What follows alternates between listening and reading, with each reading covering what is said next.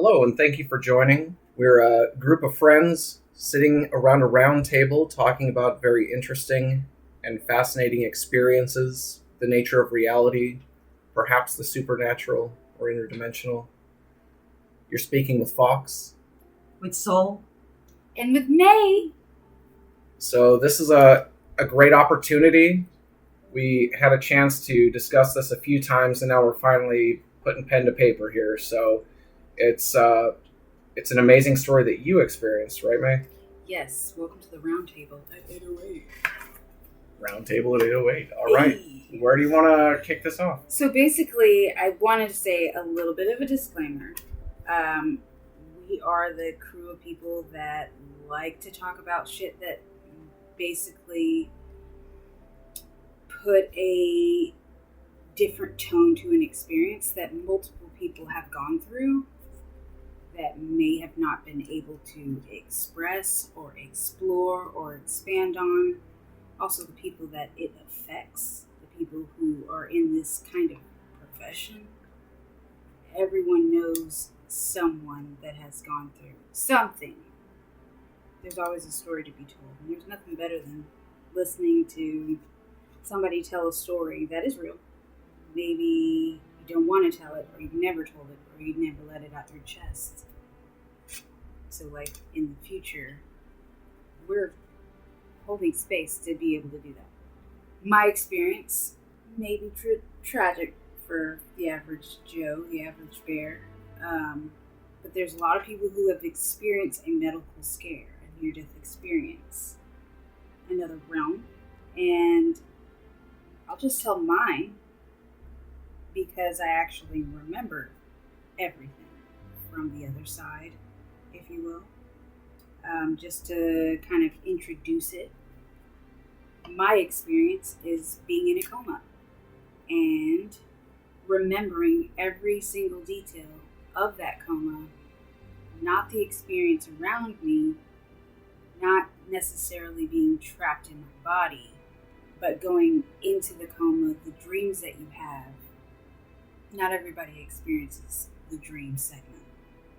Some people see all black, nothing, absolute darkness. Some people are aware. They know what's going on around them, but they're trapped in their body. They can't speak, they can't move, they're awake. Most people that have gone through life support, a coma specifically, don't speak about it. They internalize it. And I've never heard of a story where the dream that they were having was reality, where when you wake up, you're very confused about everything.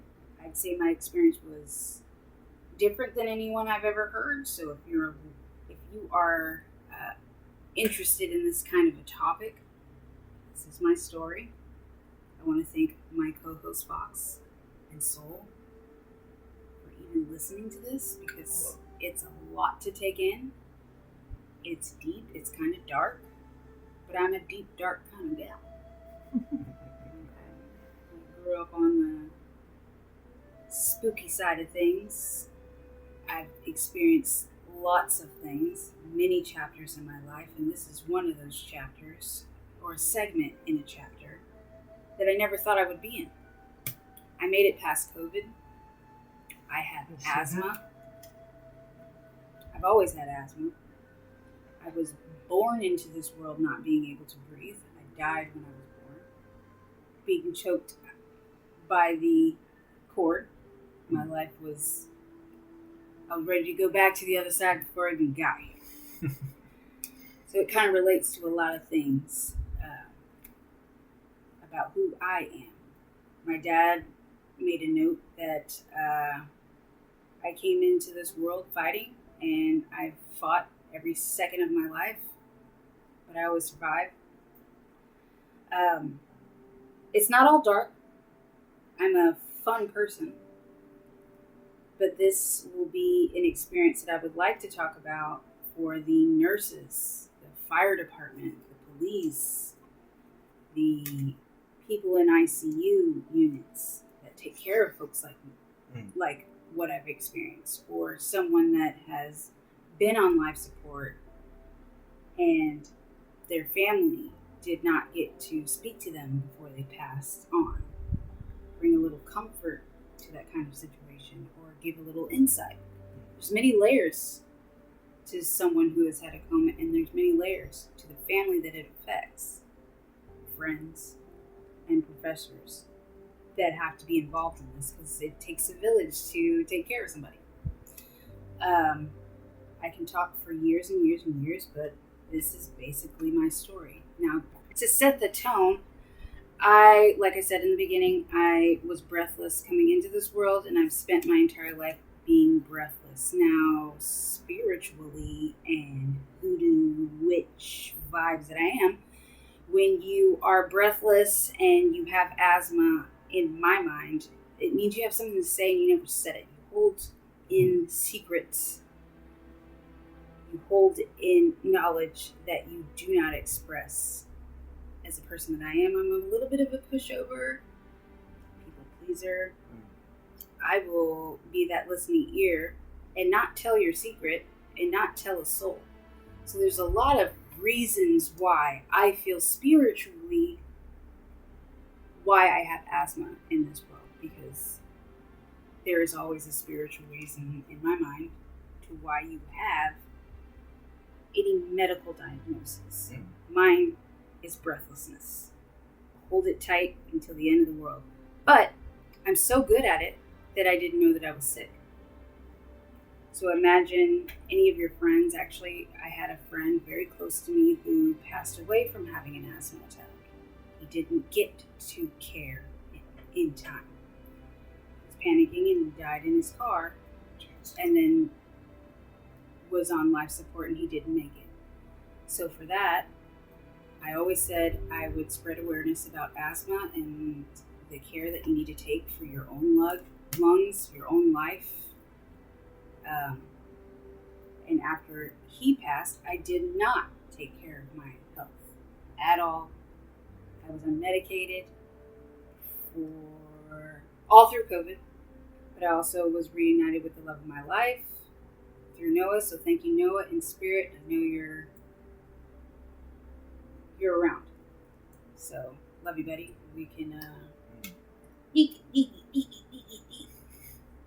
and shit, at Chaucer's at some other time in our minds, in our dreams. Love you, buddy. Rest in peace. I know you're not even resting. And this will give you a little bit of insight on someone who dies and goes to the other side. Because you never rest when you're unconscious. Medically or accidentally. It's not rest. It's the spirit that lives on. And I know that for a fact. You could kind of argue that if you want to. Doesn't matter what you believe. I know about being unconscious and losing your life multiple times and coming back in different situations. So this is my story. So there was COVID, and I made it through COVID. I never got COVID. Never got the shot. Never got the booster. I didn't have any medication. Never got I had the flu shot, but I stopped getting the flu shot for like 10 years because it would give me asthma. So I was going to take the COVID shot because I knew it would give me COVID. It would give me breathing problems. I don't take well to vaccines. Hence getting the chickenpox vaccine and getting chickenpox 3 times. Jeez. And shingles. Multiple times. So I had a long asthma attack. And if you know anything about asthma, you can be breathing harsh, hard, and not know it. In my experience, I don't feel pain like the average person.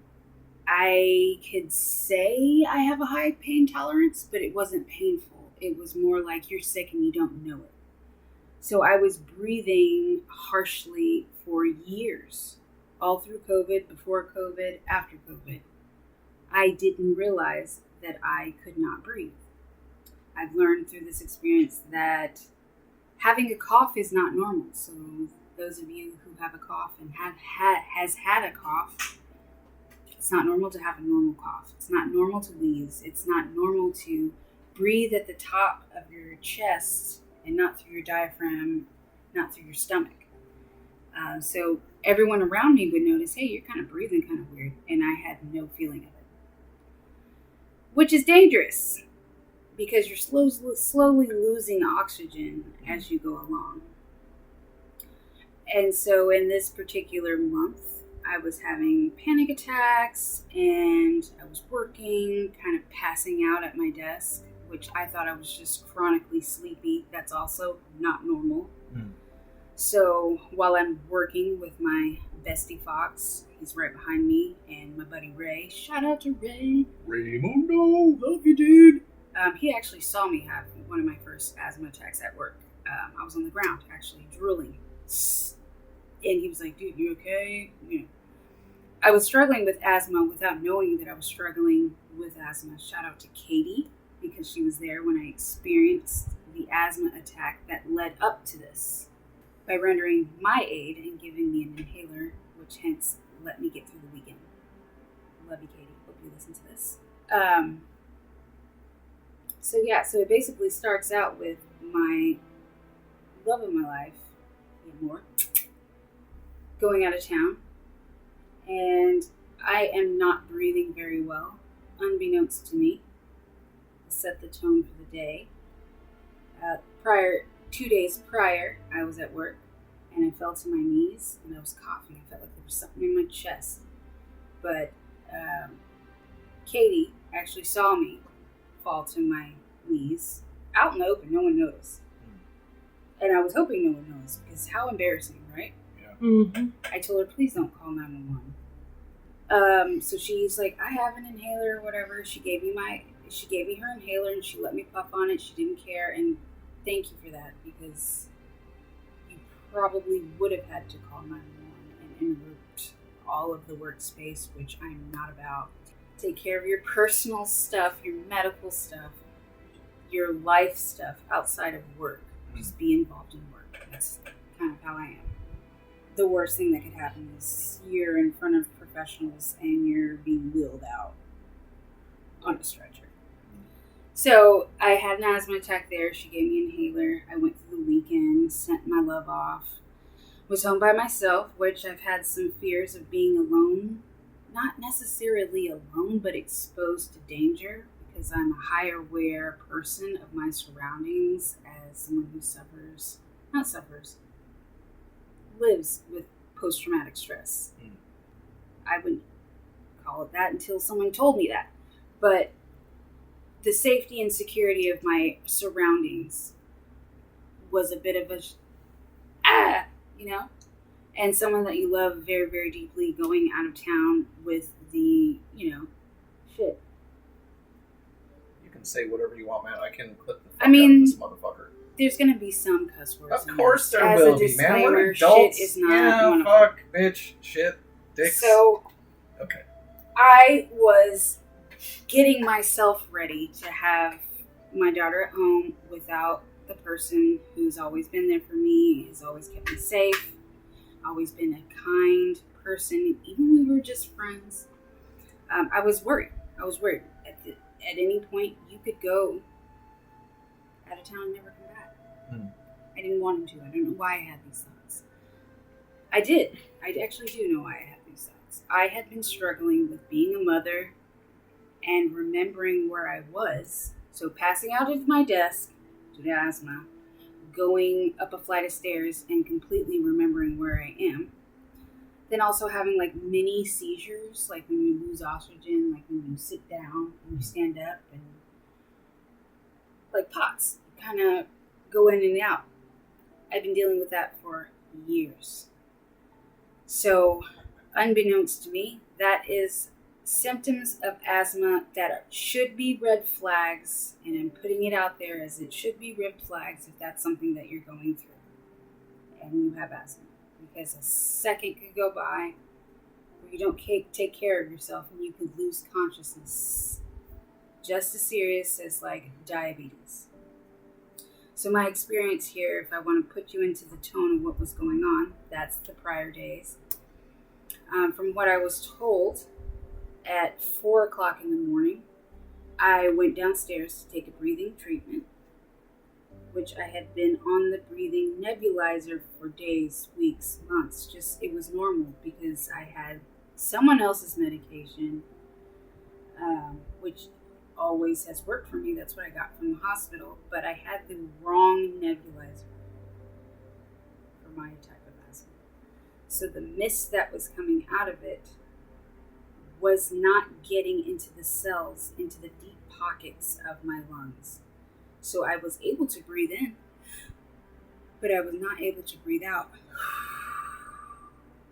So therefore I was not getting oxygen to the cells. I was not oxygenating my blood. So I passed out. But prior to that, I was in my apartment and I had got up, went downstairs to go take the nebulizer again for like the 6th time that day. And my love thought I was just sleepwalking. That happens from time to time. Yeah. He's protecting me from that. But doors are locked. We have securities in placement in case someone walks around in their sleep. Cool. But I had the cognitive ability to go downstairs, take the nebulizer, have the thought to myself that this isn't working, which I had said prior to, if I'm having an asthma attack, before my insurance kicks in January, I'll just call 911 and get a breathing treatment and move about my life, no problem. Well, that's what I ended up having to do, unbeknownst to me, but beknownst. Anyways. Pre-planned. It was a thought that I had in preparation for what I had to do. But a surprise. But a surprise at that, absolutely. So I went downstairs, took the breathing treatment. It wasn't working. I called 911. I put my dog away, and I opened the front door and passed out. That's amazingly lucky. That's amazingly lucky. And I have absolutely no memory of that. But, doctors love to brag about erasing your memory when you have to go be unconscious for like surgery and stuff like that. Basically, what they say is they erase your memory. It's like a memory eraser, like Men in Black. IV style. Okay. And I've heard this from many doctors. Is that what anesthesiology is? Yeah. Their profession is putting you out subconsciously to where you don't feel nerves, you don't feel pain, you don't have to be on morphine. You're just unconscious to the point where you don't feel anything. Still alive. So, if you don't know about the drugs that they give you, they give you really good mixture of tea.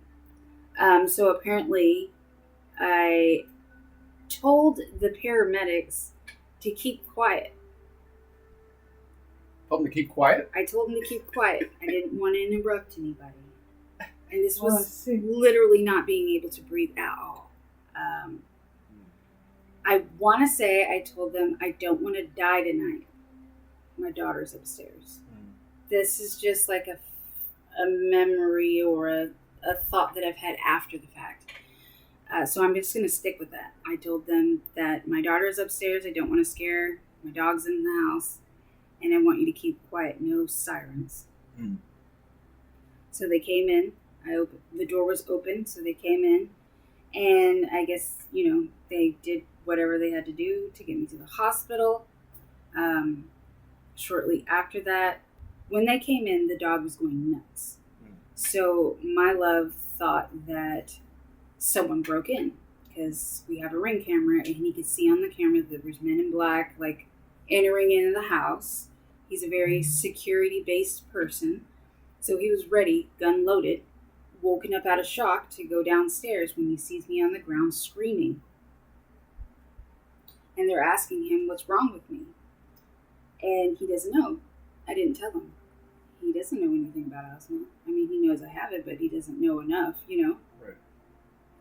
At this point, trauma took over, so my brain was blocking all that out. I don't remember any of it. They took me to the hospital and then put me on life support because my heart rate was at 35 beats per minute from what I'm told, and my oxygen level was at 60 to 30%. I can't remember exactly. But it was low enough to where organs could shut down. I needed to focus only on my lungs, so thank you to the nurses and the doctors, that's what they did. But my experience was not remember anything prior to, not knowing that I was in a medical crisis and going into a vortex. So a moment of silence for the vortex as I tell you my experience from beginning to end. The first thing that I remember experiencing is being dropped down into like a dark space, like a video game. Like, you know how you turn the console on and you're like, you know, the PlayStation turns on and you get into the game for the last save spot that you're at. For me, it was like a jumping from darkness into darkness and then more darkness, which people say that they experience, just kind of floating into a black space. I was in that black space for a long time, but like laughing to myself, like, okay, this is weird. And like, you know, trying to find my way around. But usually, like in the consciousness, when you're in a dark space, your eyeballs acclimate to the darkness. There was no acclimating. It was just darkness. Smelling for smells, touching walls, and I stumbled upon a ball. It was green. So I kicked the ball. I was playing kickball for a while and I was totally entertained like a puppy kicking the ball. And when I noticed that if I kicked the ball in the right direction, it would be green. So I'd go down that hallway. Like, oh, I'm falling. If I kicked it and it was red, that means that was the wrong direction or just a blank wall. So as I'm traveling around having a legit good time kicking the ball, I noticed a room on the side. And I was tired because I had been playing kickball. I was exhausted and all I wanted to do was lay down. So there's this room on the right side of this dark hallway that I gave up on kickball because I was exhausted. And I was like, oh, well, there's a bed I can lay on.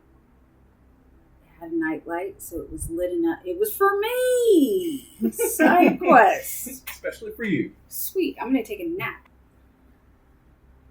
When I go into this space, it is concrete, like a mirage. Like, here is a bed that you cannot lay down on.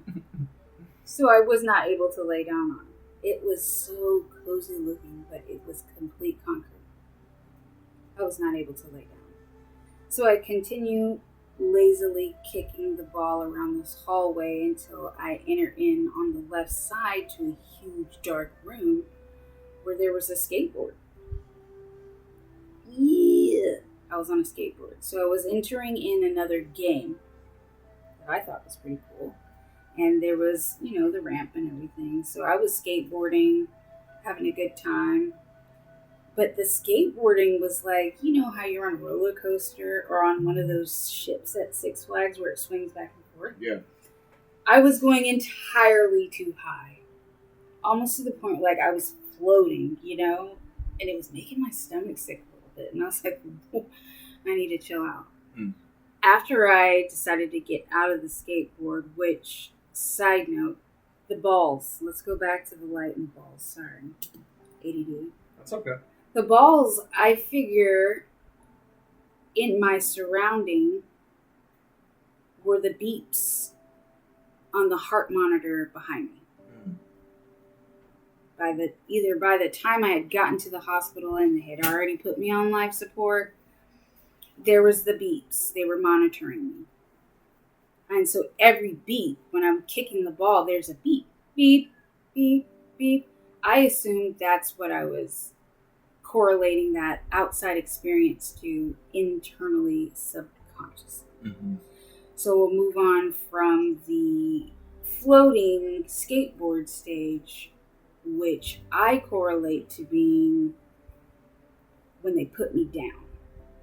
Right. Put you under. When they put me under, when they gave me the medication to be in a coma. So like the mix of like fentanyl and other things. It would explain the crazy stomach The feelings upset too. stomach feeling. Yeah. Because it was 4 a.m. I was in the ambulance by 4:30.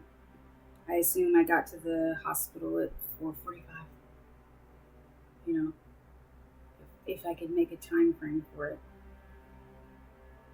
At that time, my love had already contacted my mother. My daughter was completely unaware because she had a headset on and she was meditating in her sleep to have a peaceful sleep, so she couldn't hear anything. And it was time for school, so my mom had rushed to pick up my daughter and take her to school, all while I'm being sedated.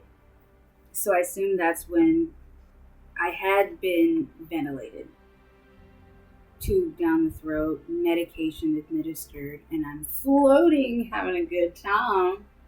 And then I'm going through this mission, like Pokemon. Like I had to go on a mission, but I didn't know at this point. So off the ramp, off the skateboard, walking around the space, I noticed grocery store doors. It felt like I was in an abandoned grocery store that was turned into like an escape game. So I wander out of the doors to a ginormous parking lot with a really beautiful tree. I was exhausted because I had just done another physical sport activity. So my plan was, I don't know what I'm supposed to be doing right now, so I'm going to go head over to this tree. The weather's nice. I'm going to rest underneath this tree. I'm going to take a nap under the tree since the bed was concrete.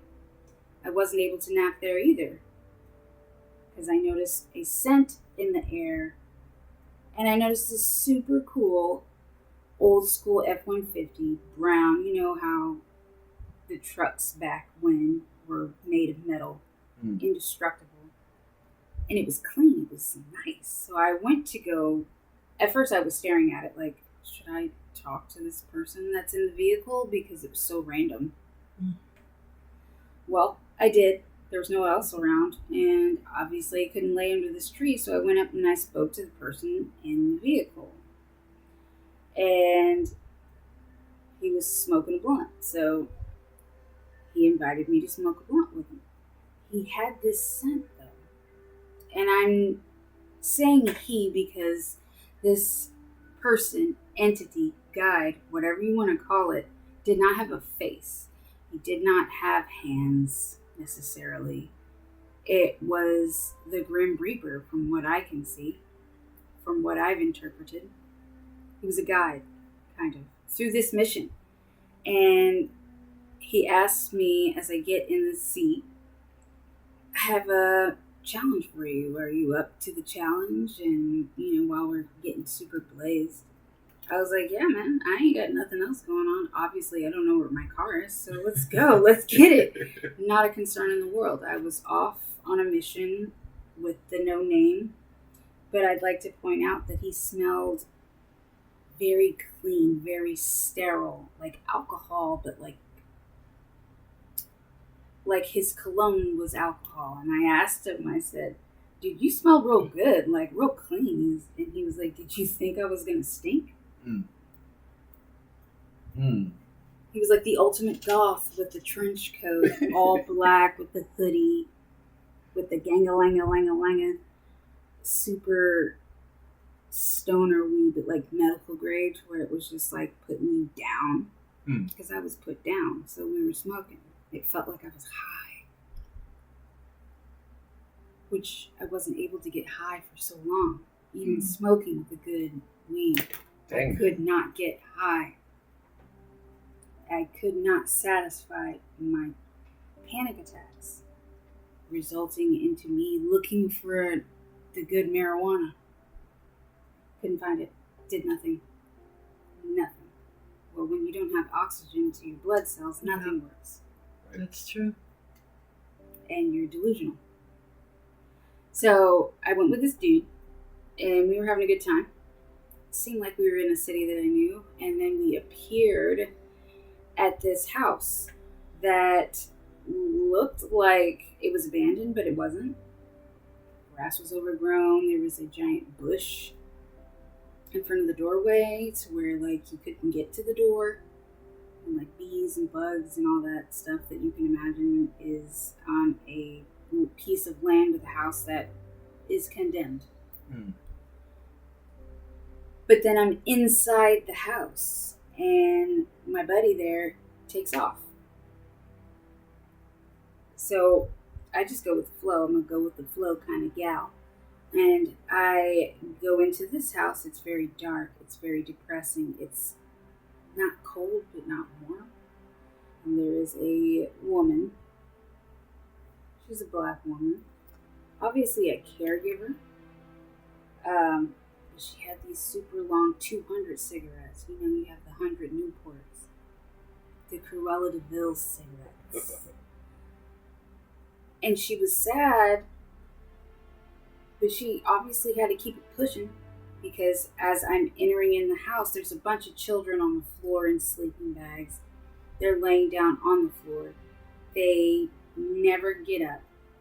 And being the concerned person that I am, I was like, obviously stuck in this house for no reason. Noticing the aura of the place. And I'm a fixer. I'm a doer. I'm a people pleaser. So I wanted to help. You know? I was so tired. Yet again, I wanted to go to sleep and take a nap. And the woman there was like, you don't belong here. You shouldn't be here. I don't know why you're in my house. And she didn't want to give me any covers to go lay down in the room that was on the side that was unoccupied because all the children were laying down in sleeping bags within no furnished house. And they were black kids, dark souls, from what I assume were dead kids. This was a dead caregiver of kids that were forgotten about or abused or like in foster care or something. They didn't belong there. That wasn't her children. Tragic. So I was wanting to lighten the load. Get to talking to these kids because I'm so tired I could barely stand. So I get on their level and I lay down with them and I talk to them. And there's a moment of peace there where I assume I slept, but not. And I asked the woman, because it's obviously nighttime, if I can go lay down in that spare room. And she grumpily goes up there to give me some blankets or whatever, telling me that I shouldn't be here, I don't belong here, and you don't have the right to sleep in my house. So I don't sleep, obviously. I never got to lay down. I had to continue standing. But as the day or night or time frame goes on, I decide to make the kids some food because there was no food. So I just made hamburger helper, gave them their plates. They were so excited. The light lit up in them. They were excited to have someone around to talk to. We weren't actually speaking words. Interesting. What were you? How did you communicate? Mouths were moving, but it was like nothing tangent. Yeah. So you understood each other. We understood each other, and we were communicating, and they were super excited to have some form of entertainment and someone in the kitchen cooking, because that's what she was there for. But she was too busy staring at the front of her screen door, smoking cigarettes, feeling bad for herself, and hating herself. So I bring her a small bowl, and I say to her, you know, these kids are hungry, why aren't you feeding them? She was just like, you know what? You don't belong here. You have no right to be here. And I was like, well, I can't leave. You're standing at the front door. So she's still smoking cigarettes. She won't look at me. And then suddenly I'm outside of the house again. And the bushes grow back. And it's daytime. Beautiful day. My buddy drives back up. I'm like, dude, where you been? I've been here forever. You know, How did the kids like the food? they never ate it. Never ate it, so you prepared food, gave it to all of them. They were and so just excited to have conversation and be able to sit up on their torsos, never coming out of the sleeping bags, Wow. that no one ever ate. It smelled like food. Which I assume maybe somebody was eating outside of this. Right. Yeah. You know? I still, at this time, don't really know. I don't know the entire time what's going on outside of my own body. I don't know that I'm in a coma, and I don't know that I'm dreaming. This You've is just real. been dropped in there. Mhm. Yeah. This is real. This is what's actually happening. I can feel the sun on my skin. I can smell the cigarette. I can taste the food that I made. I can feel the aura of the kids around me. I can feel the wall on my skin. All of this is what I assume to them getting me dressed, comfortable, monitors on my skin, and maybe somebody eating around me. That's the only thing I can imagine. Okay. So we go on another mission. And this is you and the Reaper, right? Me and the Reaper were buddies now. So he comes back, you meet Comes again. back, we meet again, we go on another road trip from what I assume, dab it up to my buddy. Never had a name. And we end up at Texas Tech. I've never been to Texas Tech. Never went to like a big college. So I have no business being there. Okay. Another place where I don't belong. And I lose track of my Grim Reaper guy. He takes off again. He told me he had to go to a party. He'd be back. So he didn't come back for what seemed like a semester, and I got a job as a bartender of all things for the college football team, off-season guys, studying. My job was, I had a nice little polo and a little bungalow that I made like drinks at, like a tiki bar. And he required them to have a drink every day after practice. I guess it was for motivation or Who is something. he? The The coach. He was your typical coach that you imagine in movies. Rough talking, yeah, boys. Take your uniforms up, put them in the laundry, get a drink. Meg, get them a drink, round of shots. But we don't drink during the weekends. Okay. So I was off on the weekends, which is totally backwards from what actual college coach probably does. Well, you were still there. I was still there. I was at this Texas Tech. I had a room. But eventually I got kicked out of that room. And so as we're going about, I got really close to the coach. He was like the father figure in that whole thing. I was part of the football team, but I wasn't a dude. I was just there to make drinks and set the vibe. So I guess it was the weekend where the bar was closed, completely black. I had flushed all the drinks out, cleaned it up. I had been a bartender for years, so the shutdown was legit. Ain't nobody walking past my bar without me knowing. So the bar was closed, and I went off to my room or whatever, and the coach was making all this noise outside. There was tons of kids in the hallway, and he was like, "Yo, May, I'm having a party for my daughter. She's 13, there's going to be 300 kids here, and I need you to take care of the party vibes." So that was another job I had. I was just to make a party for 300 13-year-olds, boys and girls. As annoying as that sound, yes, that's exactly how annoying it was. And so I got to being creative. which I've always kind of wanted to be a creative and do like parties and stuff and set the tone, like be a vibe. I love to vibe. I love to have a good time. So I was gonna give this kid, she was a brat, a literal biatch. We all know that some kids are bitches. Let's be real. I'll agree with that. Spoiled brat, rich kid, lived in a really nice house behind the college. You know, she had it all. She was a brat, she's spoiled. And so I was making all these gummy bear chairs and decorations, lights. They had this whole lounge area, you know, for them to have a party at. And from what I've studied outside of this, is a very common denominator that people that go into comas, and I would love if a doctor or a nurse had any insight on this. I guess it has to do with the medication they give you, that everyone, well, not everyone, because some people have complete darkness, but a lot of people share that they're either eating a gummy bear, they're climbing on a gummy bear, they're smelling gummy bears, or they're singing a song about gummy bears, or someone's talking about gummy bears. I don't know what it is.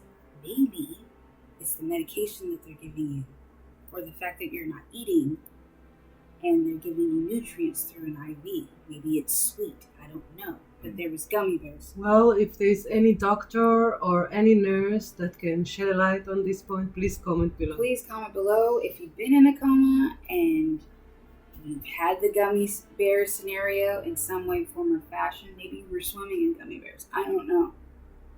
But I was making gummy bears, and because I was super cool, I put CBD on.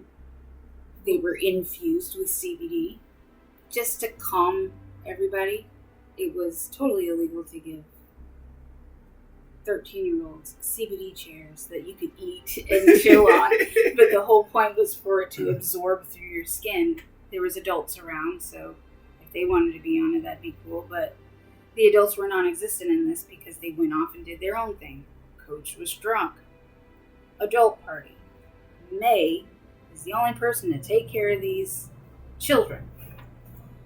So the party goes on, and I had a moment of peace to go, like, you know, down the hallway and into my room or whatever. And unbeknownst to me, I got kicked out of my room at that time. But I was in the party with these kids. The adults were not around, and it got very inappropriate at this party. It was super dark, my lights were going, you know, music was going, and the kids were having a great time. But at a certain point, I assumed that it was like the middle of the night, a.m., and they started getting very sexual and sexing me, which I had no control over because I couldn't leave. I felt like they had strapped me down and were like fondling with me down at below the belt. And from what I can gather after that is when you're in a coma, they have to change your diaper. Yeah. They have to change your pads. They have to, you do have a number 2, but number 2 is like baby poo. So they rotate you, they bathe you, they brush your teeth, they brush your hair, and they wipe your bottom side. So I assume that's probably what they were doing. I was naked, I was exposed, and a lot of people that I have done research on who has experienced a coma experience feeling like they've been sexually assaulted. And I felt sexually assaulted. I was so mad. And I told the children, like, I'm going to tell your parents. Do your parents know that you're sexually active? Like, you guys are willy-nilly with, like, all your parts out. It's inappropriate. That's not the whole point of this party. I felt guilty about it. I felt bad because I couldn't find the parents. And they kicked me out of that room. So I had planned to go to bed because it was so overwhelming. And again, I'm exhausted. I'm so tired, so sleepy. All I wanted to do this entire time was go to sleep. And I think that if I was told that there was a lot of moments of touch and go. The doctors told my parents and my love that they didn't want to tell me, is she going to survive? Is she going to wake up? Is she going to have any neurological defects? And he told them specifically, hey, we don't want to set any expectations. We don't want to tell you what's going on because it's touch and go. Touch and go means they took me off the ventilator or whatever the machines were, and I went deep down into struggling. Like I was, oxygen level dropped again, heart rate dropped again, and the sensors that they put on your skin and your brain, I was struggling. I was not comfortable on the machines, is what they could tell.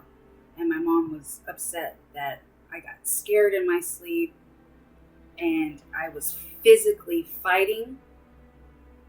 Like there was blood all over me, especially when I first got there, but they had to strap me down for permanent restraints because I was physically fighting.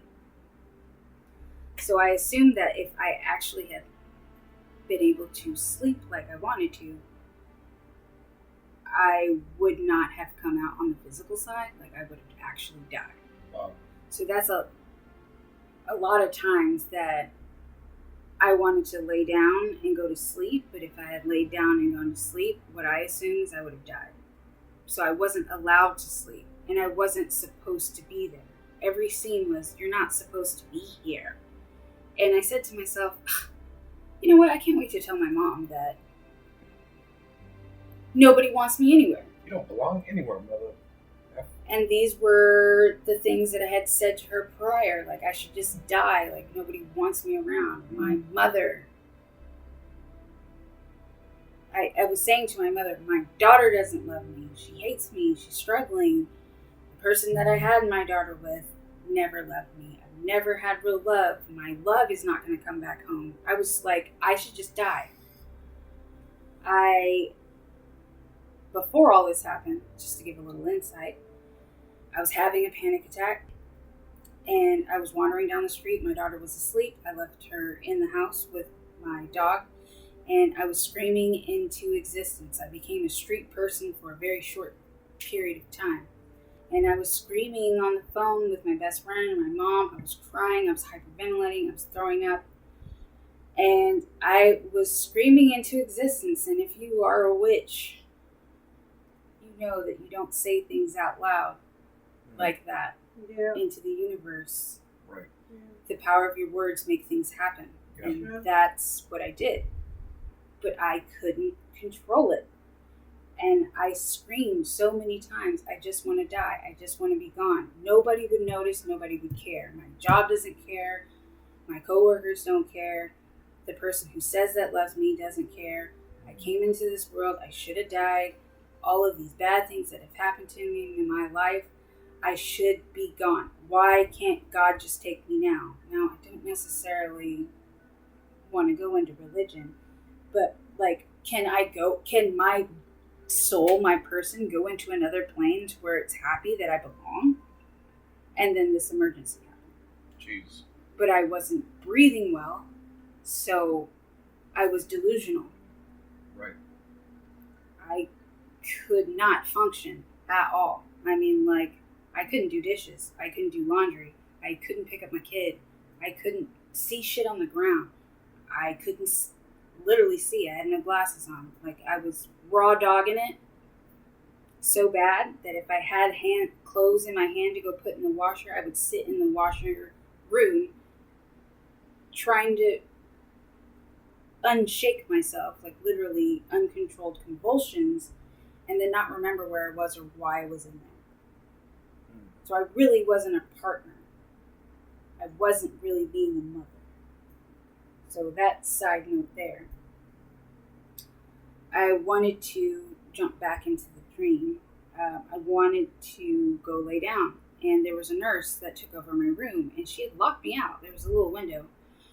She had gave me a cup to pee in, which I assumed was like a catheter, maybe, because I really had to pee. And she wouldn't let me back in the room. Finally, she did let me back in the room, But she told me to sit in this bungee chair on top of the bed, but you're not allowed to go to sleep because you're working for the coach.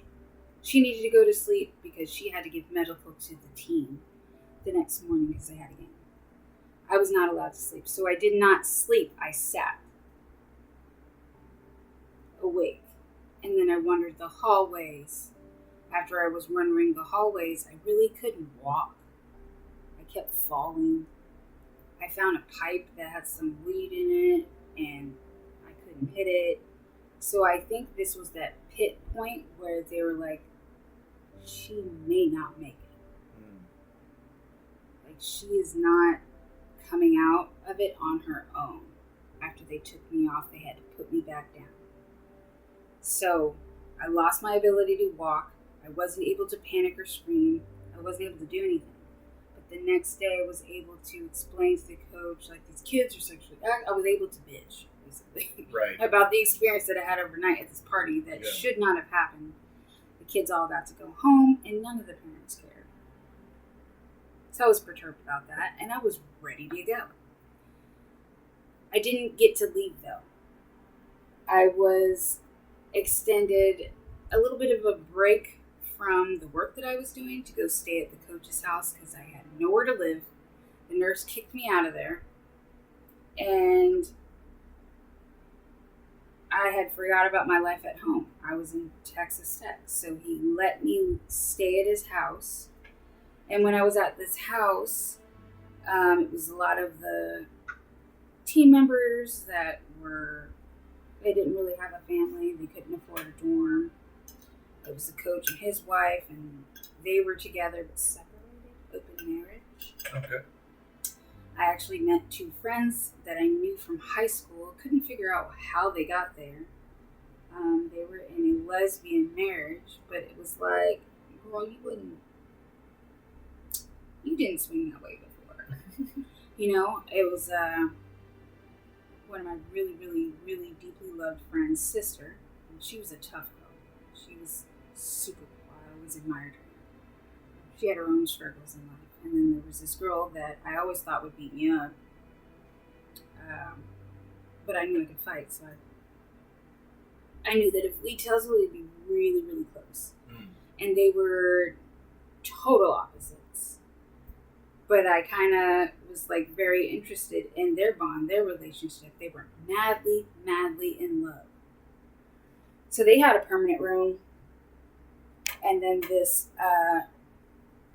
black couple had a permanent room as well. They had just got there. They hadn't furnished their room or whatever. And they had just had a baby. The baby never cried. They never really left the room. And because all the rooms were full, I kind of lounged on the couch with the dogs.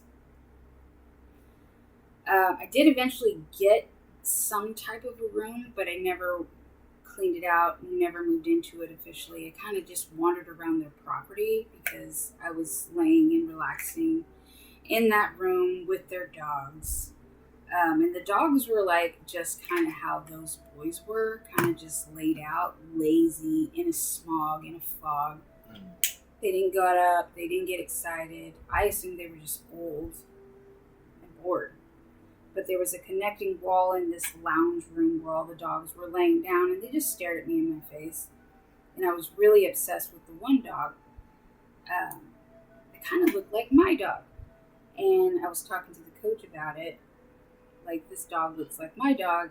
And he was like, well, you don't need your dog anymore. And, we got to talking about the type of dog, Australian, Aussie.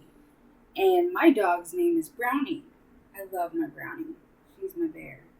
And I missed her a lot, like in the scene after I saw the dog that looks exactly like my dog. But she was black. My dog is what they call red. So she's brown, completely brown, so cute, so snuggly. She has like a human personality. I don't know. But he told me I didn't need Brownie anymore because there's Blackie. You have Blackie now. And I was pissed.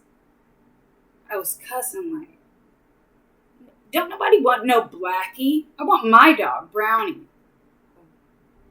I was millions of miles away from home. I couldn't go see my brownie. So he's like, get used to it. You got a room now. You're hanging out with everybody. You know, you probably, and no one's telling you to leave. You don't have to pay rent.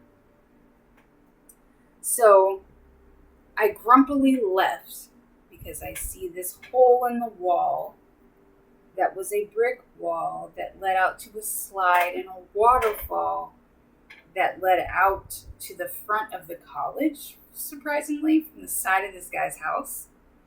So I was really excited to get out there and get into some water and just check out the front of the college. So when I get out there, I'm out there for a while, and I'm like, I'm leaving. I'm done with this. My truck guy wasn't there, so I was trying to find a way out. But if you can imagine like a fence with water, so it was like a lagoon with all the college kids having a great time. Drinks, partying, music, sunglasses, all different walks of life, all different blends of people, black, white, Asian, just college kids. They didn't actually have dorms. They just lived on this barrier where I could not get out of. So I kept dipping and swimming, trying to like find my way around them through their legs. And every time I popped up, they're like, yo, what's up, dude? You know, the bartender, mate. Giving me drinks and stuff like that. I pretended to be excited and happy with them. I vibed with them, of course, because that's what I'm going to do. I'm not going to let anybody know I'm panicking and I want to go. I'm not going to put my stress on other people. It's the kind of person I am. I'm not going to unload unless you want me to. And then once I start unloading, I might word vomit. And all bets are off at that point. All bets are off. You signed up for this. And I might traumatize you like I've traumatized many therapists in my life to where they don't want to work with me anymore, or I don't want to work with them because I can clearly see that they're traumatized. So I couldn't get out of there, man. So I went back in the house and I kept just having fun on the slide, and it was super foggy, like a lagoon, like a, what was that show? The Real World? Oh, the MTV Real World? Yeah. Did they had like the cool houses. Oh, yeah. I just imagined that. Okay. There was like a, you know, they had the cool patio that they could hang out on. Well, I was like, well, no one's sliding down the slide. I'm going to go do that while they make pancakes and watch games, off-season football upstairs. That was boring to me. I don't want to be here anymore. My friend and her wife were in their own world. The couple that had a baby were in their own world. The sports guys, they were in their own world, and it was just me, and it was time for me to go. Like, I wanted to leave, but I couldn't. So I kept sliding down the slide, and I was having fun with those guys. And then the Reaper shows back up in his truck in the water, far, far, far, far off. And he was like, well, what you want to do now? So I asked him if we can go on a ride. He disappeared again. He's like, let me go make a run real quick. I got to take somebody somewhere. Did you see who he'd taken? Nope. He just evaporated. He's busy. He's busy. Probably transferring souls to where they go.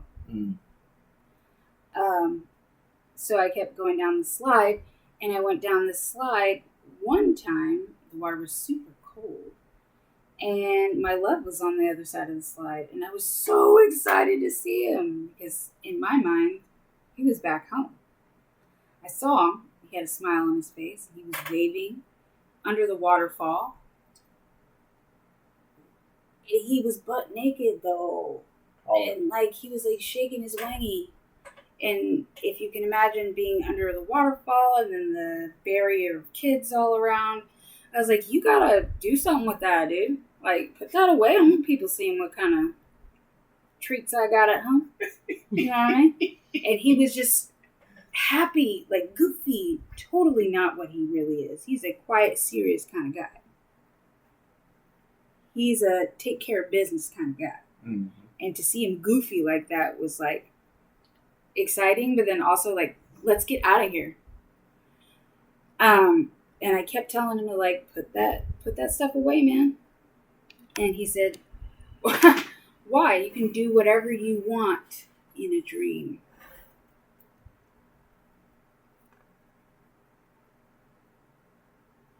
And that was kind of like the barrier. That was kind of like the consciousness clue. Mm. In a dream? And I was offended. Why would you say that? You're literally naked outside. What do you think this is? Because you're the one naked out here, bro. I got a swimsuit on. You are literally... And I was arguing with him in my mind while he was just waving. He was the only person from my real world that was in my real world that I wanted to go home with. Mm. Like, get me out of here. Let's go back to Dallas. Right. He wouldn't budge. But at that point, the Reaper showed back up. And then he disappeared, gave me the keys to the truck. And my friend and her wife hopped in my car, hopped in the truck, and we went on a mission to leave this world. And on our little road trip, I asked her, I said, your mom lets you come out here like this? Just travel and stuff? And she was like, well, yeah. Sometimes the world is overwhelming and you need to go outside of yourself to experience life. She knows that's what I need to be doing. With 2 kids at home. So I was like, you don't belong here either. And she's like, what do you mean? You don't belong here. So they spark up another relationship, and we headed down this road to get on our way to getting on our way. And there was this mango tree. This mango tree was magical. It blocked the road. It was a one-way road. And so we're traveling, and I get out of this truck to cut down the branch so I can get past the barrier. Well, every time I cut it down and I run back to my seat, the branch would grow back. And this guy coming the opposite way was like, hey, you got to cut the branch and get back in the car quick because it'll grow back. If you can't do that, then you'll never get out of here. So I'm doing physical labor outside, sweating, and I'm so tired. But at this point, I'm not like sleepy. My bones hurt. So I take every strength that I have to cut down this mango tree and floor it through as it grows back, as we whiz past it. We all got like tired of being on the road, so we decided to go not spend money like a bunch of ghettos and hit this apartment complex that's pretty much abandoned. And we go in there and pick up some guy. He has no face. He has no words. He's just there. To go, just sleep a couple hours or just hang out for a while. And obviously we stumbled on someone else's property, quotations, high, because it was abandoned. He had just claimed the space. And he was also magical, like very physically fit. And we got into an argument, and he was trying to take over the space or whatever. He was trying to get back in, and we'd already locked up, like he ain't coming in here. And I was the one that, I'm a people pleaser. I'm a viber. You're ruining the vibe, and now you're a danger to everyone else in here. We're all just trying to get home. Get out of here. He tried to get in through the window, so I blocked him from the window. I blocked him from the front door. I blocked him from the back door. But he was in this tree with a gun, and he swung his way in. I don't really know how he got in, but we got into a gunfight. And of course, I had my gun on my hip. Yeehaw, Texas. Shit. Of course, I was locked and loaded. Don't know where the gun came from, but I had it. I had jeans on at this point. And he shot me in the neck. And I shot him, and he fell to the ground. He was done. And I assume the shot in the neck was either them unplugging my neck, because I have a scar on my neck.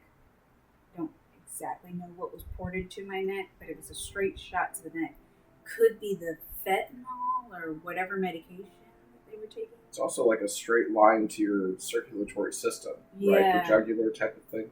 Like, if you could see the picture, that there was stuff plugged in all over everywhere, but I had a shot line straight to my throat. It was like 2 marks on my throat. I assume either that was coming out or going in that made it feel like I got shot in the neck. Mm-hmm. That was what my mind was doing on the inside. But I took it like a champ, patted it, stopped the bleeding, and kept going about this mission while hearing, "You can do whatever you want." And I was just like kind of mocking him. "You can do whatever you want." And he basically left me. So it was a day or so that I was waking up. From what my mom told me, I woke up a few times, but I wasn't conscious. Mm. They took the tools out of my throat, but I wasn't conscious.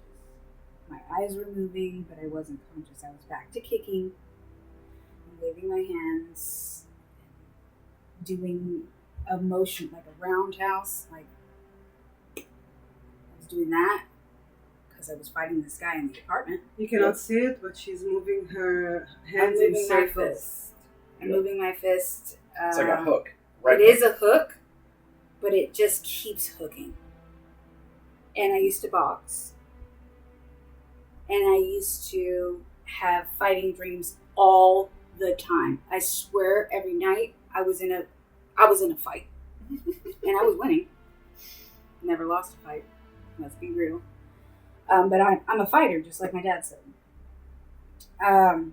So I was fighting outside of my body, but inside of my body. And all I wanted to do was get home.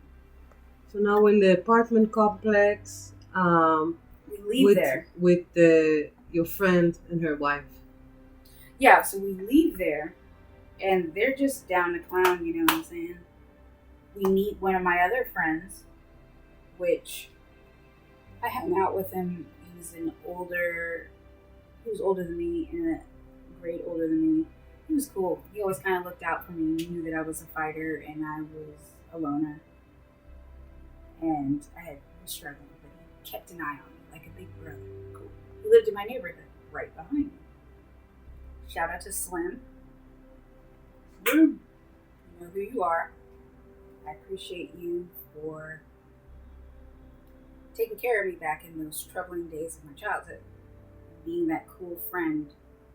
Even though my mom didn't like our relationship. It was not romantic. It was like, that's my big bro. Wherever I'm at, I know I can call him. Like, I needed somebody. I had nobody. So he showed up in this to give me some weed. I don't know why everything is surrounded by marijuana. Because it's fun.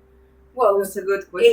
it was kind of like calming me down, because before that I was looking for something to calm me down. Right. Because I couldn't calm down.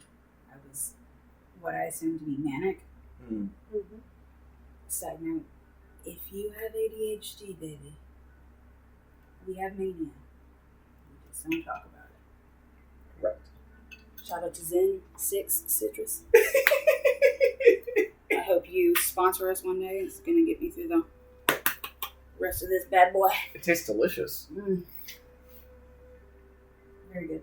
Where was I? You were at the trap house, killed the guy. Your homie Slim Pulls showed up up. to get you some candy. Give me a little sweet treat or whatever on my way to wherever I was going. And reality started to set in, and I was no longer on a mission. I don't see the grim guy anymore. This vehicle disappears, and there's silence again. I'll just backtrack a little bit. They took me off the ventilator, and at this point, they took me off the medication to see how I would, do waking up, making sure my heartbeat is normal, oxygen level is back, and how long I can sustain on my own. Because at that point, when you're in a coma for that long, and it wasn't long, it was a week. Mm-hmm. But when you're in a coma, every day that you're in there, you lose muscle. You lose all bodily functions. So I had no muscle. I had lost a lot of weight. And you kind of have to just see if there's any neurological damage from being without oxygen for so long. Mm. And that's what they were assuming. Because I had been without a normal amount of oxygen for months prior to, and then passing out because I had no oxygen. I mean, I had oxygen, but it wasn't going to the cells, Not Yeah. properly It was obtaining it. not being Yeah. used properly. So if you lose oxygen, you lose neurological function. If you lose muscle mass, you might not be able to use your own muscles to breathe on your own. So that was the worry. If I was stayed on there any longer, I may have not had the body mass or the muscle mass to be able to breathe on my own. Even though the levels were good, what if I had lost too much muscle to breathe? So I was fine. And I remember the moment I opened my eyes and I looked around. Still wasn't really conscious. But I saw this origami in the corner of the room and I was like, oh, that's cool. Go back to sleep. And I had a dream about my friend's sister, who was my dear, dear, dear, dear friend at that time. We've broken up since then. I haven't spoken to her in a while. No names need to be named, but we met up, bought her a house, went to the park, and it was like a reunion, but we're still going our separate ways. We have different lives now. Mm. And then I woke up again, and there was a woman in front of me with a mask on, and I was like, I know you. You look like someone I know. But then again, I'm tired. I still have not realized where I am. So I go back to sleep.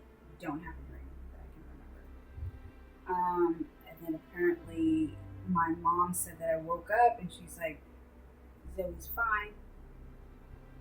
And I had made eye contact for the first time. I knew the name Zoe. So I knew my daughter. But I still wasn't cognitively there yet. And then from the outside, I guess my brother, he lives in Minnesota, and he's a big boy with a big boy job, with big boy activities. So I don't see him often. He had already planned vacation to come out here for Christmas. It was a week prior to my daughter's birthday. So thankfully I woke up in time to have the birthday. I didn't die close to my daughter's birthday. Right. Tragic. Will never be tragic for her. Yeah. You know, to lose your mom on your birthday. And he had showed up, and I was waking up. I saw him, and I was like, "Who is this golden man? This dude is gold. Like his aura was gold, his skin was gold, his shirt was gold. He was just a gold man. I just thought that was cool. Like, who's this gold man?" It kept playing in my head that there's a gold man standing next to me, and I was just trying to figure out if anyone else saw that. Mm. I didn't know anybody around me. The next cognitive consciousness time was me realizing my surroundings. I saw the tag on my hand and my arms strapped and my legs strapped in this apparatus, and there was nobody there. No one was around, and I felt very strange, and I was like, great, I'm a psych ward. I knew it. They had to put my ass down. I'm in a psych ward. I told my mom I was going crazy. Right. It was like my mom called the psych ward. I'm in a psych ward. They must have shot me with trazodone, and here I am. Never been to a psych ward though, but I just assumed that was the breaking point. Like I had woke up from being hospitalized, not in a hospital, like a mental ward, Mm. and I settled into that. Like, well, I guess I'm crazy now, and I went to sleep peacefully, like a normal dream. But I did not know my name. I couldn't read, so I couldn't tell who was on the name tag. And I just kept looking at it, like, what does it say? Couldn't read my name. Finally, I did read my name. And it was a name that I knew. It wasn't me. It wasn't me. I had to pee so bad. But I still had to gather in. So it didn't make sense why they wouldn't let me get up and go pee. I assumed I had punched somebody or something, so I wasn't allowed to leave the strapped bed because I was in a straitjacket in my mind, you know. You're like Brad Pitt in 12 Monkeys. What's that movie with Angelina Jolie? Which one? She was in a psych ward. Cruel Intentions. No. Was it? No. No. You know what I'm talking about. I was more of a 12 Monkeys person. I don't really follow Angelina Jolie. And I didn't follow her either, but it was a great movie where she was in the psych ward with that Brittany Murphy girl. She died. Shit, yeah. The chickens under her bed. Okay. I assumed I was in a straitjacket. Colace. I need some Colace. I didn't meet anybody that was there. At this point, I started to actually wake up, and people were talking to me, at me. When I came to, I was asking, I could smell my love. I could smell him, and I didn't know where he was. I was calling for him, and I didn't know where he was. He wasn't there. Apparently, he had gone home to get me clothes, get me a little go bag, because they had called him and told him that I would go. Nice. He went back home to clean my apartment to make it asthma. Hypoallergenic. He cleaned the house top to bottom. My mom and him were cleaning the house together. They were preparing for me to go home. I still didn't know what happened. I remember seeing the doctor and being like, why am I here? I'm not supposed to be here. Am I supposed to be here? Is what I kept saying. Am I supposed to be here? And he was like, yeah, you almost died. And he was like laughing to himself. And I was like, well, I want to go home. He's like, you were dead. You're not leaving here. He was trying to be funny. Yeah. To like make me feel comfortable. But I was just super confused. I really wanted to get out of there. Like, I don't want to be in a psych ward.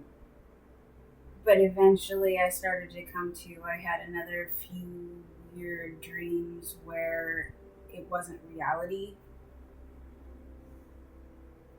It wasn't reality. It still never was reality. And even to this day, how many months later? A handful. You're looking at like 9. Almost a year, 9 months. Where I will go to sleep and my dreams feel like they're real. Like they're real. I've always had realistic dreams. But like I'm not in this world. Like I'm a night worker spiritually. Yep.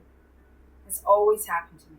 So, I mean, one day for work, I had to call my boss and be like, I'm sorry, I'm running late. I thought it was somewhere where I wasn't. I was back in my car.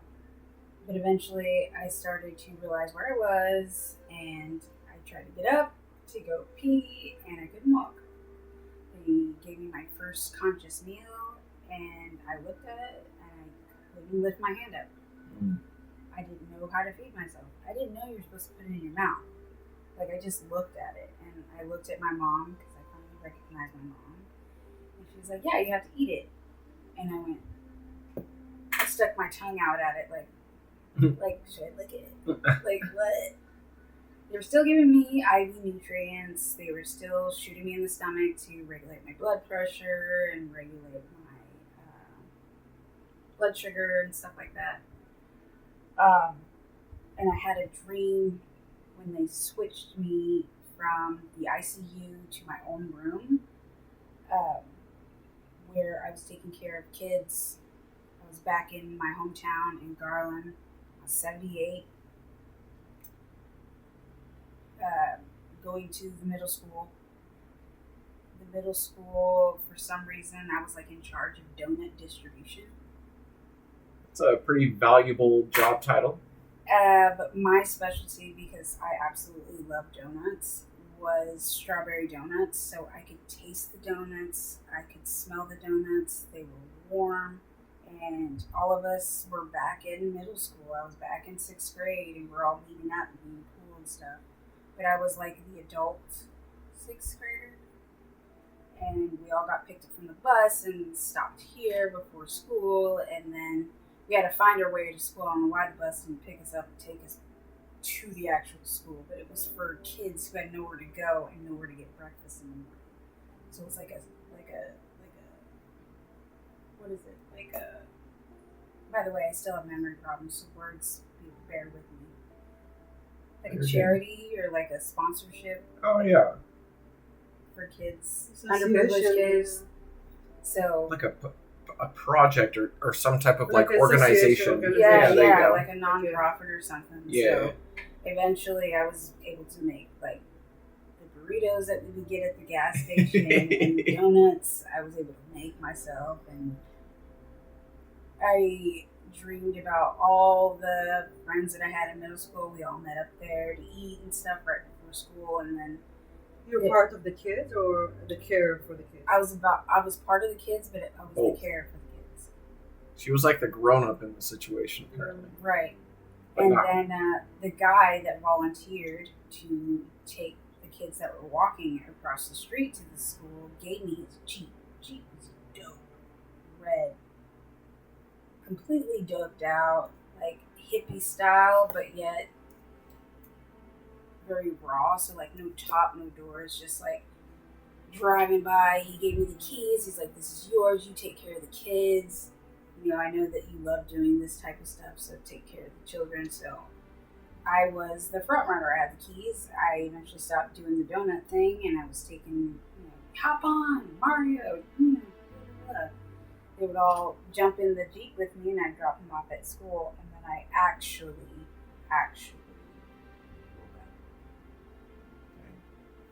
That's amazing. When I actually woke up was the part where you have to realize where you are. And what you are, I guess. And what you are. And I just experienced a near-death experience. And what they did for me while I was in there is they cleared my lungs because I had a lot of fluid.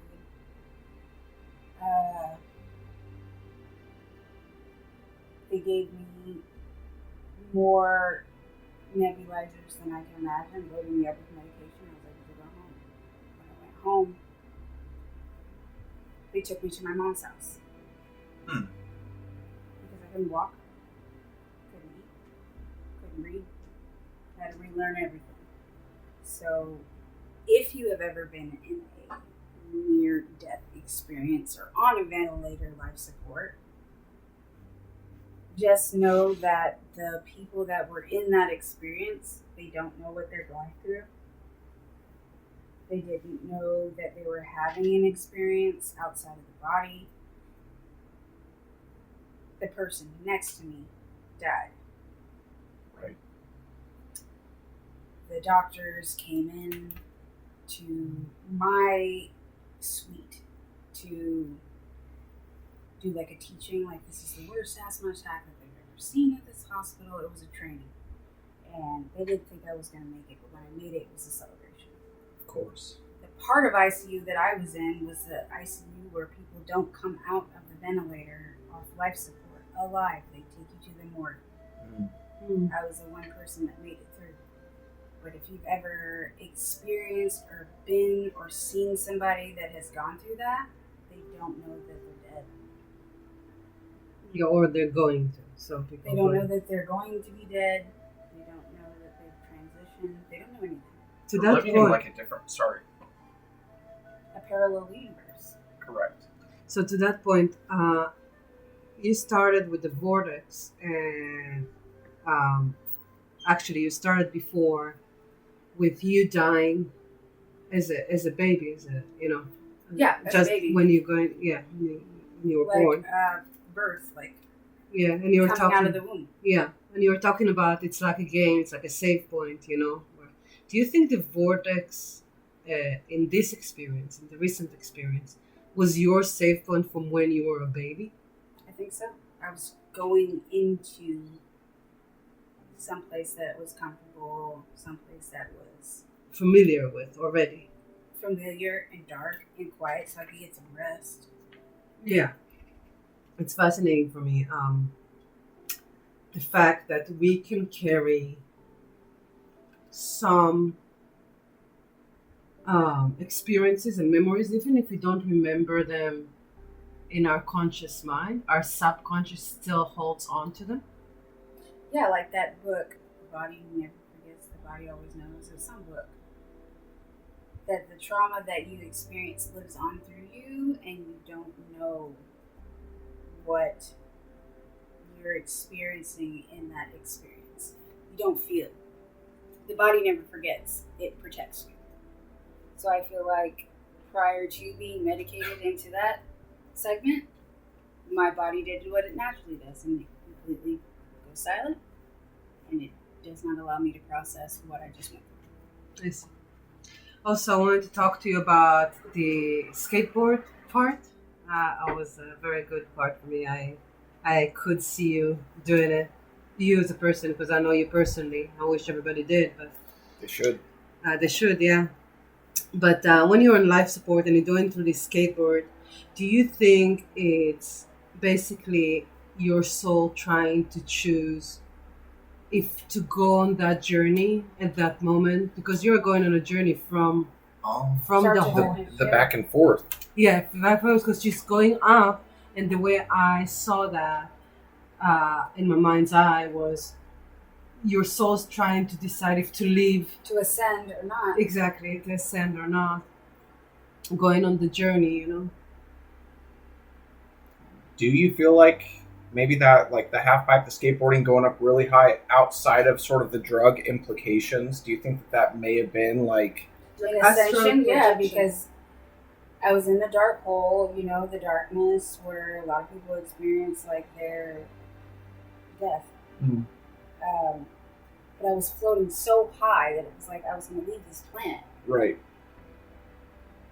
But I swallowed it and jumped back down and experienced it again. And I assume that's when I was screaming, I don't want to die. Yeah, of course. Fighting for it. Like her father says, she's a fighter. Hell yes. So my question is, I'm only asking this because we've had this conversation a few times, and most in depth the last time that we really talked about it. Yeah.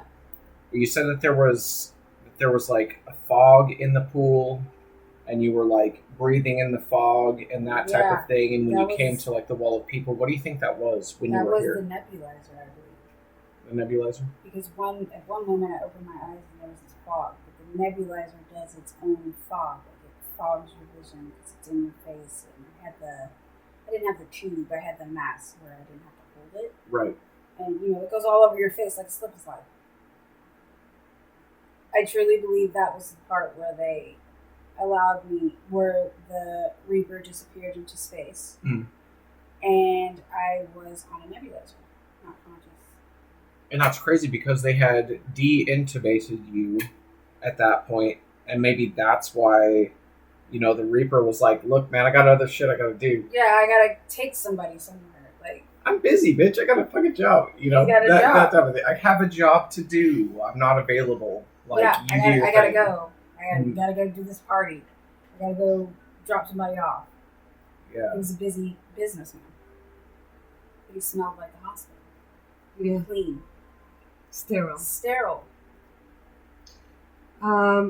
Another thing I have is it's the progress of caring for children. It's a repeating motif in your experience, and it's not just that it's repeating. At the end of your experience, you are the child. You're caring for the children, but you are the child. Mm-hmm. And the question for me is it like, I believe that our soul is infinite and timeless, which means that we experience every timeline at the same time. Yeah. It exists. It always exists. You as a child, you as an adult, it always exists. Now, my ponder is if you think that was your sole way to trying to save or care for itself, Mhm. Because you see these other children, and that were forgotten about, not taken care of. Right. Someone's got to care for them. You're not doing a good job. Yeah. I just felt like I could be of service. I mean, if we take this let's just say, look, raised Christian, well, Mormon, y'all can debate that outside of this. Very Christian. But like, our goal, these are our brothers and sisters. So Love when you one experience, of course, and Wash take care the of feet your of people. fellow humans, of course. See, you just have that ingrained, and that's what continues throughout. That's like your station in the story the entire time, because you actually care, and you want to make sure that these people are cared for. And you know, if you see something that doesn't meet up with your expectations of this type of group, it's throughout the entire story. You're there to like take care of these people. Even though I was being taken care of, when I don't allow people to take care of and me. that's why Right. I'm bringing it up. And your soul is trying to carry the child, take care of the child inside of you, because the time it's timeless. So there's no time that your child, your inner child, is alive. It's always alive. Right. You know, and maybe the And care. there's a key point to that, because prior to that, my partner was like, I feel like you're acting like a child, like I'm taking care of Oh, 3 interesting. kids. And he kind of had to. He had to, because I literally, and I couldn't put my finger on it. I didn't know what was. No O2 going on there. I was walking into the next room and completely forgetting where I was and what I was doing. I could not keep up with housework. I could not keep up with my daughter. I was extremely angry and irritated with everything. You were also very distracted. Like, I know that for sure.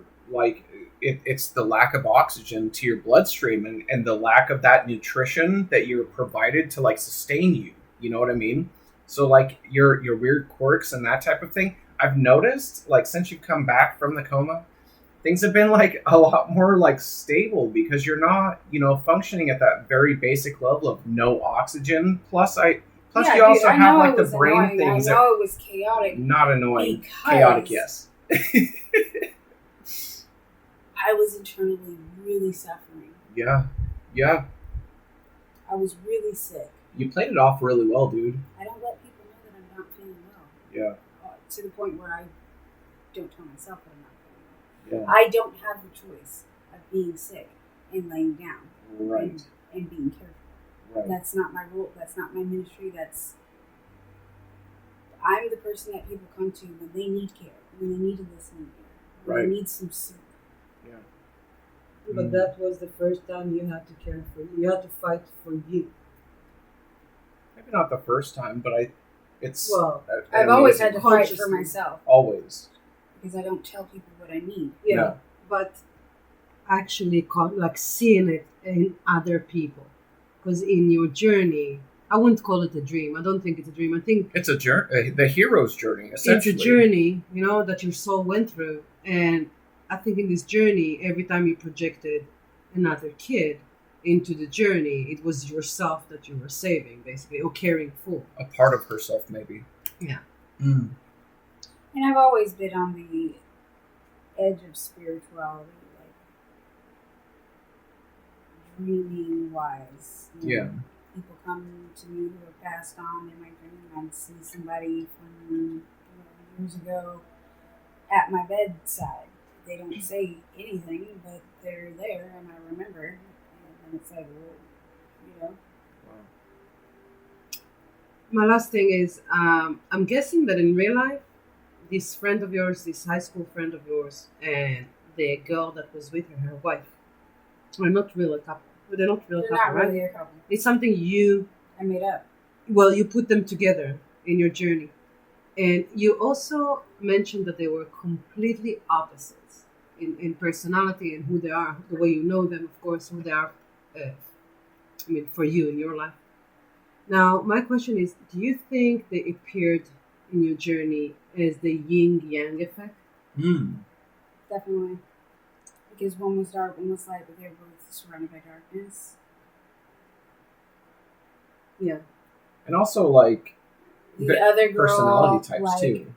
was a fighter. She was a tough girl, Mm. you know? And she was not a tough girl in that scene. She let her femininity ride. She's a feminine girl in real life, but she was a tough one. You know, and maybe it inspired me to keep pushing. Yeah. And they didn't invite me to hang out, so it was like, what a bunch of bastards. you need to keep it pushing. Yeah. All right. Any final thoughts before we wrap this up? This was my story. This was my experience close to death. Not to say that we're going to have more podcasts about close to death experiences. It's just that I had a really long journey and you don't sleep. You don't relax. You need a break after that break. Yeah, a vacation after your vacation. And you need to give yourself time, and you need to forgive yourself, and you don't have any reason to feel sad about it. I don't feel bad for myself. I think it's a cool experience that I've always kind of low-key wondered about. And if you're strong enough, you can come out of that with no damage. And if you didn't make it, you didn't know that you didn't make it, and your loved ones can feel comfort that they weren't in pain, they weren't suffering. If you are religious, you're going to end up where you religiously think you're supposed to be. Yeah. If you're like me, who grew up in seclusion and very brain trained to be a certain way, and you've gone on your own path of discovery, it's fine. You're not going to end up in hell. Hell is reality.